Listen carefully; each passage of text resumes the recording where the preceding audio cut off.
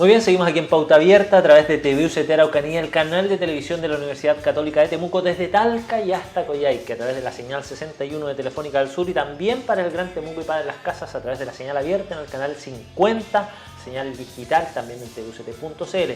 Como lo habíamos anunciado, estamos ahora con la psicóloga Ana María Salinas, quien desde la carrera de Psicología de la UCT viene a conversar sobre un tema muy interesante con nosotros. Ana María, bienvenida, muchas gracias por acompañarnos. Gracias, Francisco, por la invitación. Bueno, y bienvenida nuevamente a la Universidad Católica de Temuco después de tantos años. Un gusto volver a encontrarte, una gran profesional que nos acompaña el día de hoy en una carrera además muy demandada como es la carrera de Psicología.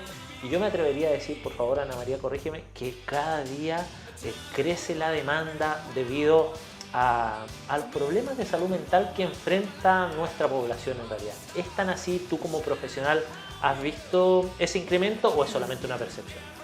Yo creo, Francisco, que los datos hablan por sí mismos en este caso, ¿no es cierto? Hay un incremento en demanda, en hospitalizaciones, en atenciones, listas de espera, en salud mental. En algunas edades específicas también hay unos incrementos exponenciales importantes y eso ya refleja lo que se venía prediciendo en relación a los hitos como el estallido social, la pandemia por COVID, ¿no es cierto? Que ya se predecía que iba a haber un incremento en problemas de salud mental en general y eso ocurrió. Lo que sí ocurrió con mayor magnitud quizás a lo que se preveía. Sí, bueno, el efecto pospandémico me imagino que ha sido evidente, como tú señalas en los indicadores, y en un tema en particular que tal vez es el eje de la conversación de hoy, que tiene que ver con los entornos educativos, ¿no? Muchos niños que vivieron sus primeros años de escolaridad en pandemia, otros que vivieron su enseñanza media en pandemia, con el consiguiente impacto que eso debe generar en las etapas en las que están viviendo, ¿no? Desconozco el tema, pero tú nos puedes orientar un poquito más cómo ha sido ese impacto dentro de la sociedad en general. Bueno, hay varias variables que influyen. Ya efectivamente esta cuarentena que tuvimos, este aislamiento social, tuvo impacto no solamente social, afectivo, sino que también educativo, ¿ya? De aprendizajes, no en unos pocos niños, sino que en la cohorte completa. El rezago académico fue importante, los aprendizajes de la lectoescritura, por ejemplo, y evidentemente el retorno significó varios ajustes. Hay un programa de reactivación educativa en el Ministerio de Educación que incluye 3 ejes. Uno de ellos es un ajuste curricular, contenidos esenciales, ¿no es cierto?, y una recuperación de los aprendizajes. Otro de los ejes tiene que ver con reactivar las asistencias, ¿no es cierto?, la participación, la inclusión. Y uno de los ejes fundamentales, que es el primero de todo, es la convivencia y la salud mental, ¿ya? Es decir, reaccionamos como sistema educativo a esta problemática que estábamos vislumbrando. Efectivamente, un dato interesante, por ejemplo, que yo estuve analizando es que el aumento de hospitalización psiquiátrica en menores de 15 años fue de 103% en estos 3 años, hasta el 2023. Y preveíamos que podía ser 25, 30, lo más ambicioso. 103% es el doble de hospitalizaciones y 8.800 casos en lista de espera de atención de psiquiatría infantil. Entonces, las familias, los padres buscan apoyo para sus hijos, están teniendo dificultades para encontrarlo. Entonces, la lógica ya no es tratar de atender individualmente a cada uno. La escuela tiene otro rol, ¿ya? Y es un rol preventivo, promocional y repensar lo que estábamos haciendo todos estos años en relación a la salud mental de los niños y niñas, con programas que eran a lo mejor menos profundos o más superficiales en el sentido de la prevención. Ahora tiene que ser una lógica mucho más sustantiva. Y eso me imagino que no es un cambio que se pueda dar de la noche a la mañana, porque detrás de esto hay indicadores, hay estudios, hay una preparación previa. Pero ¿cómo se enfrenta? Porque finalmente los profesionales de la salud mental, en este caso, se enfrentan a esta ola, ¿no? A esta creciente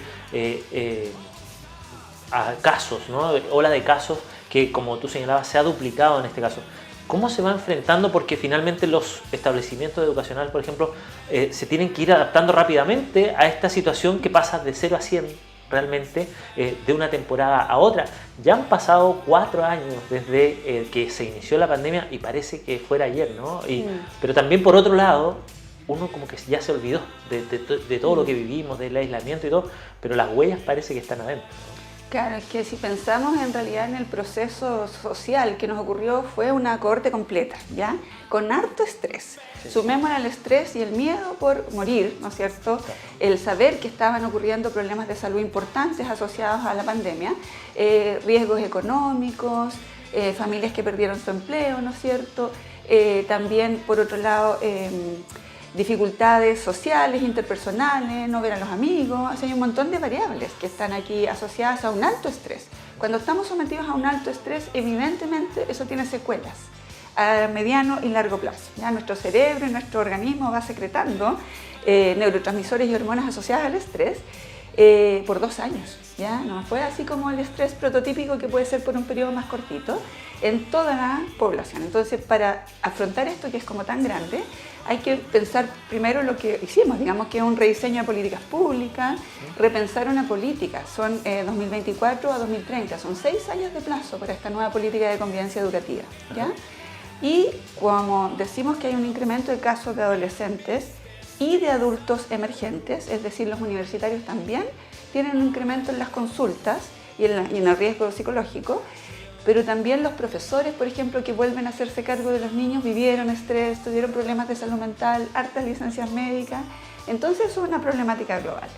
¿Cómo lo afrontamos? Tiene que ser muy sistémico, es decir, por un lado, como te digo, rebajar el estrés académico, por otro lado, priorizar temas relevantes y hacer un fuerte trabajo en salud mental escolar, preventivo, promocional, con un eje en valores, ¿ya? No sacamos nada con estar en la contención, porque son demasiadas las personas que van a requerir esa contención. Finalmente es como un muro que se va a ver sobrepasado por el volumen de demanda que tiene este tema hoy día, y se ve ya en los colegios, lo está manifestando claramente, pero se ve hoy día también la alta tasa de niños que acarrean además otros problemas, ¿no? Muy demandantes, mucho trastorno de déficit atencional, de hiperactividad, y esos son, yo no sé si son casos que post pandemia o en este nuevo escenario hoy día han emergido con mayor fuerza o se ha puesto un foco mayor, pero pareciera que estos casos asociados, ¿no?, a la salud mental crecen y crecen, no sé si desproporcionadamente, pero es la realidad. Mira, quizás hay gatillantes, ¿ya? Nosotros tenemos siempre una predisposición a lo mejor genética para algunas alteraciones de salud mental y también tenemos factores contextuales que son protectores o que son de riesgo, ¿ya?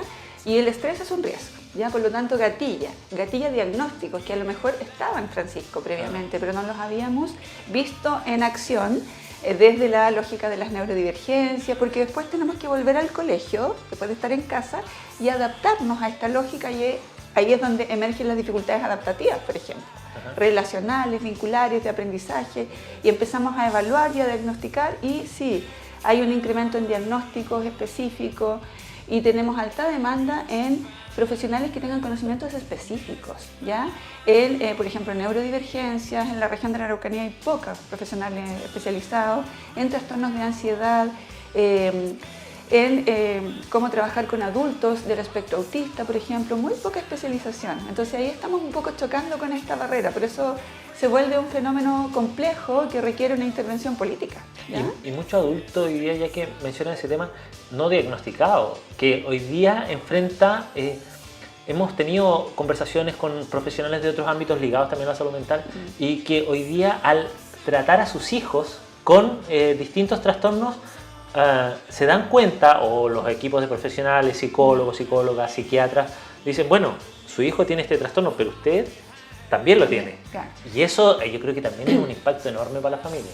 Claro, ahí es donde nosotros vemos, como te decía, los componentes biológicos, genéticos, heredados de muchas de las alteraciones de la salud mental y condiciones. No me gusta tanto el concepto trastorno, porque creo que es una etiqueta dura, ¿ya? Pero todavía está en la psiquiatría clásica el trastorno, ¿no es cierto?, de déficit atencional, de espectro autista, de la personalidad. La verdad es que hoy estamos tendiendo a hablar de condiciones, ¿ya? Porque es una condición, no puedes tú sacártela, ya está en tu organismo. Y cuesta entender eso, socialmente la sociedad no sé si logra internalizar lo que tú mencionas, que esto es una condición, no es una decisión, no es algo que tú mañana dejas de tener. Claro. O no es que las cosas hayan salido mal, sino que son evolutivos, digamos. Van creciendo, ¿no es cierto?, van teniendo nuevas demandas adaptativas y se va manifestando a lo mejor la dificultad, sobre todo emocional, ¿ya? Y que no se cura, perdón, con tienes que estar bien, tienes que ponerle ganas, que es un concepto tan añejo, ¿no? Que es como, no, tienes que ponerte bien, tienes que como poner de tu parte cuando hay una condición ahí biológica, ¿no? Química, que impide muchas veces en muchos trastornos el tener una mejor postura frente al día a día también. Sí, ahora no, la población en general no está exenta de tener diagnósticos de salud mental, chiquititos, medianos, más estructurales o más funcionales, digamos. Pero una de las cosas que yo creo firmemente, digamos, por la experiencia clínica, por la experiencia en ámbito educativo y por la investigación también, es que lo hacemos de buena intención, ¿ya?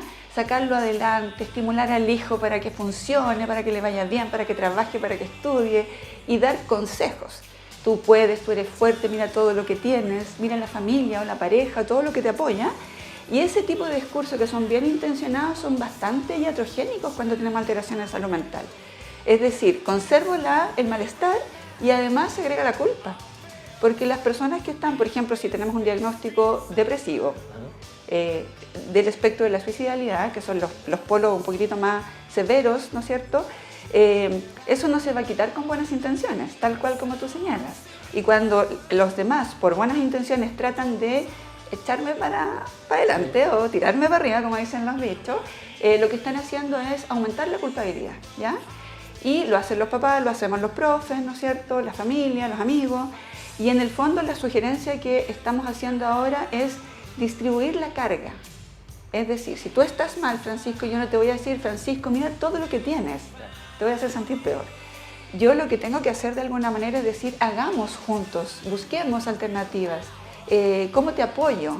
Yo te quiero escuchar, confía en mí. Te fijas que son mensajes en el fondo que te hacen distribuir el peso de la problemática de salud mental en un sentido de comunidad, ¿ya? Entonces cuando hablamos de esto pasa en clínica, uno lo trabaja con las familias también y también en la escuela, ¿ya? La idea es que la escuela no los mire como sujetos problemáticos, ¿no es cierto?, alterados, que tienen que volver a normalizarse. No, si se trata de condiciones, van a tener una forma de operar diferente, pero las propuestas de solución tienen que ser muy colectivas, como más comunitarias.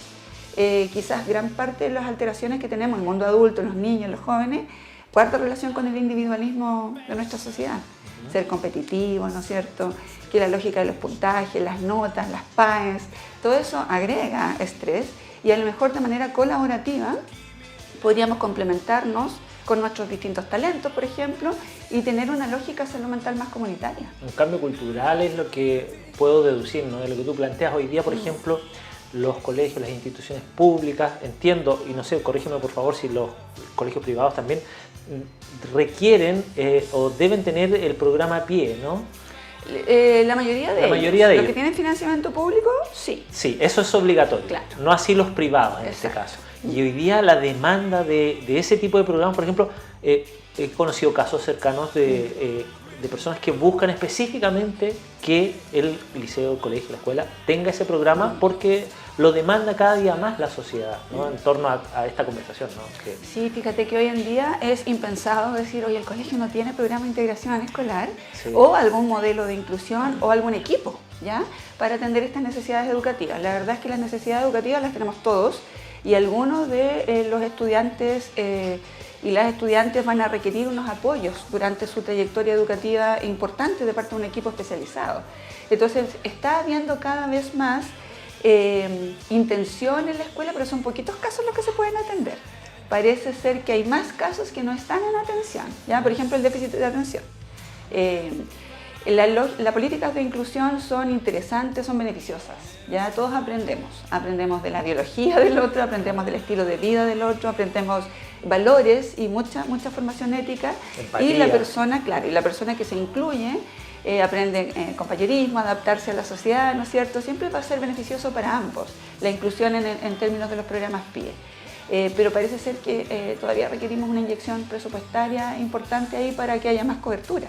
Más cobertura, más conocimiento también de parte de la sociedad y esto me lleva a otro ámbito en el que tú te has desempeñado por muchos años que tiene que ver con la formación de los nuevos profesionales de la salud mental, ¿no? En este caso como académica de la carrera de Psicología de la Universidad Católica de Temuco. hoy día las nuevas generaciones, me imagino que versus en la época en que nosotros éramos universitarios, ¿no?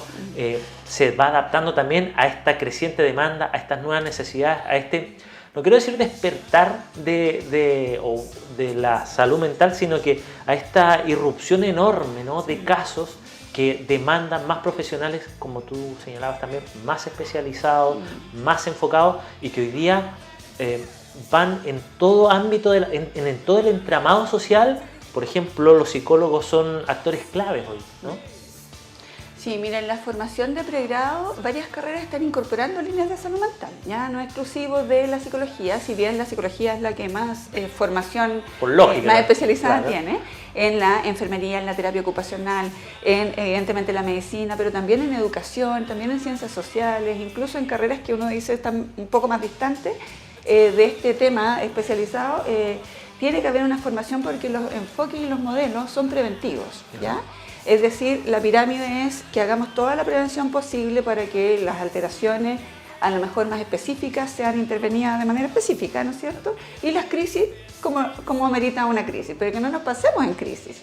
Entonces, la formación profesional tiende, ¿no es cierto?, a integrar los conocimientos de la neurociencia, de la educación, de la clínica psicológica, de la educación propiamente tal, por ejemplo, para el ámbito educativo, en modelos que diseñen una escuela para el bienestar, ¿ya? Y aulas para el bienestar. Y acciones, bueno, el bienestar, la escuela puede ser muy vulnerable, pero sus personas son las que construyen este bienestar. Los climas, ¿no es cierto?, las relaciones interpersonales, los buenos tratos.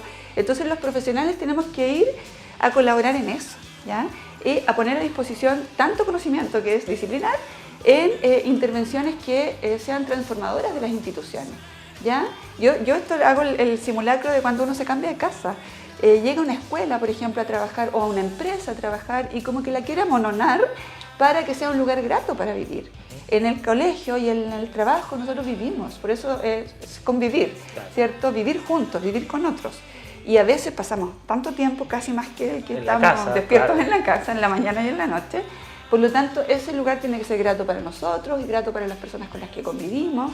En eso todos y todas podemos contribuir. Los profesionales en general tienen que ser capaces de diseñar, basándose en estudios, en evidencias, ¿no es cierto?, en los conocimientos científicos, estrategias más o menos probadas, ¿no es cierto?, adaptándolas a las realidades educativas que se intervienen, ¿ya? Partir de la base de que estos son fenómenos multifactoriales. La pobreza estructural, por ejemplo, es un detonante terrible para la salud mental. Es muy estresante la pobreza. En la Araucanía tenemos... Las necesidades hacen justamente que la salud mental explote. Sí, ahí se requiere un enfoque, ¿no es cierto?, de justicia social, de salud mental comunitaria, importante. También la organicidad que decíamos de la familia, los genes, ¿ya? Donde se transmiten algunas alteraciones de la salud mental. Por lo tanto, al ser multifactorial, ponemos a disposición los conocimientos de todas las disciplinas, de la neurociencia, de la educación, de la psicología social, de la psicología educativa, de la educación, del derecho, es decir, todo lo que sea necesario para formar profesionales que sean integrales y que puedan tener una mirada transformadora también. Ahora, lo que yo te digo puede sonar de pronto como idealista, porque vamos a la escuela, si nos enfocamos, ¿no es cierto?, jardines, escuelas, universidades, que ese es el foco de la política de convivencia educativa, por ejemplo. Hay problemáticas que están constantemente, ya los profesionales declaran que están haciendo contención emocional, 90% de su tiempo. Crisis, ¿no es cierto?, no solamente en neurodivergencias, crisis en estudiantes que no tienen un diagnóstico, claro.